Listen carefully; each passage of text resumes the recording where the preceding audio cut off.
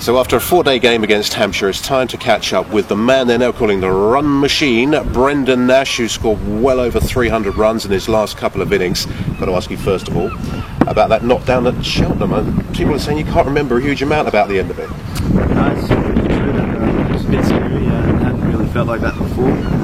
So yeah, it got to the point where I was sort of quite worried about my safety, to be honest, my health and safety issues. So I was disappointed to come off when the game was sort of in the balance like that, but you know, Tread was pretty understanding. He was out there at the time and he was going all right, and it just unluckily happened that I think a ball or two after I came off that he got out, so then it left the last pair to the heroics.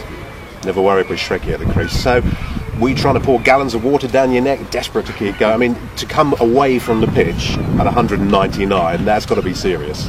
Yeah, it was, and to be honest, it was probably 15-20 minutes beforehand. It was just a build-up, and I didn't have a lot of strike in that time, so I seemed to be getting a single off the first or second ball, and Tread was taking the rest of the over, so I didn't really have a lot of balls to face, and then just before I came off, I actually was starting to face a few more. And that's when I sort of realised that, you know, things aren't really great here when I was really focusing on the ball so well. The concentration was wavering a bit, so yeah, it's pretty scary, to be honest. You know, you get to that point where you're dehydrated, I guess. Yeah, never happened to me. It was never out there long enough. But 400, more than 400 to chase down in the fourth innings, regardless of conditions, is some effort. Obviously, just about half the runs yourself, but that really was a top effort from the whole team there. Phenomenal. We spoke about it, you know, like when there was talk of the game being set up and things like that, and I think they wanted 420 or something, and we tried to get them for 390, so we kind of met at 410, and you know, and we sort of said after the game here against Sussex, the 40 over game where we chased down 336, I think it was. I think that gave us a lot of confidence. I know it's a different game, but you know, similar conditions and similar you know, chase, I guess, you know, with the run rate. So we sort of we took it on board and we said, you know, this can really be a huge turning point. You know, batting's been a little bit up and down at times, and conditions were suitable for the batters. So we sort of didn't really have a lot to lose in the position we're in the ladder as well.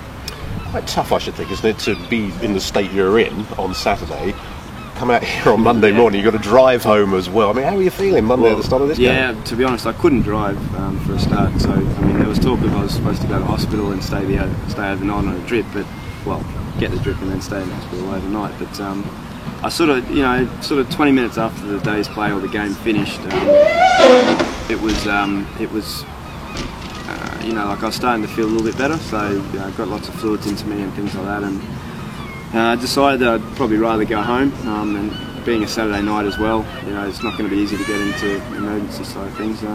So yeah, just decided to go home. Yeah, it was probably the worst scenario for me. It was quite a hot day on Monday, back in the field all day. Yeah. So worst scenario for me, and not just me, to be honest. I think a few of the bowlers weren't looking forward to that day out there as well. So, but you know, thankfully we all put our hands up, as we did with the chasing the 400. We all put our hands up. We all contributed in some way. So. You know, apart from probably Sam, but you know, it happens, doesn't it? So it was great. We recovered all right because you followed up that 199. I'm going to call it not out, not retired. 199 not out. There was another 100 in this game.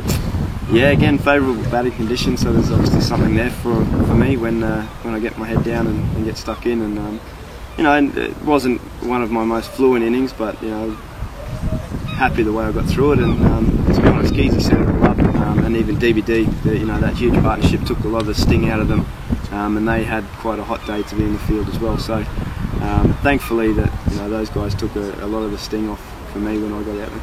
If this weather continues, these pitches will be like roads when they're everywhere, so it could be happy days for you batsmen. It could be, yeah. I know the bowlers aren't too happy up there at the moment, but you know, it's something we've got to learn to take 20 wickets on flat wickets, because there might be a few more around, so as you mentioned, so it's not just all well and good for the batsmen, but we've still got to take 20 wickets, because the position we're in the ladder, we need to start winning games.